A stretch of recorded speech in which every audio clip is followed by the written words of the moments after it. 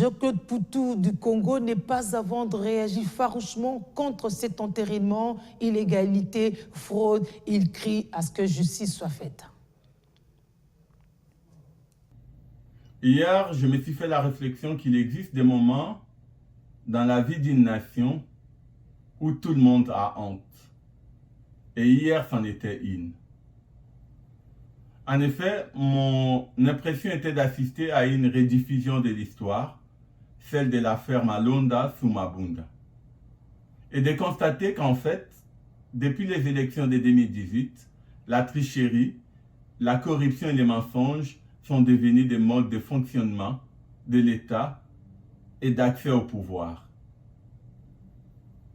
De Washington, où je me trouve, la question est de savoir si le président Tshisekedi est le chef de cette organisation de corrompus et de tricheurs, ou s'il est l'homme d'État qu'il est et a appliqué sa propre jurisprudence dans l'affaire Malonda en refusant d'entériner la nomination de Denis Kadima et de cette équipe à la CENI.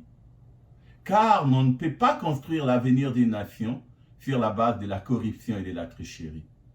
Le Congo n'est pas à vendre, condamne cette corruption de nos institutions et appelle la justice congolaise à ouvrir une enquête sur toutes ces allégations pour en faire toute la lumière.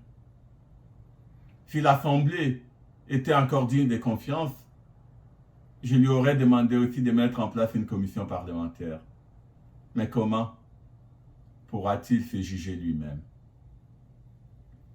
Nous apportons donc notre soutien à l'Église catholique et à l'Église protestante, l'Église du Christ au Congo, et appelons conformément au cahier des charges de la société civile à un consensus entre l'ensemble des parties prenantes, Église, partis politiques et société civile, pour une CENI indépendante, inclusive et transparente pour organiser des élections conformément à la Constitution en 2023.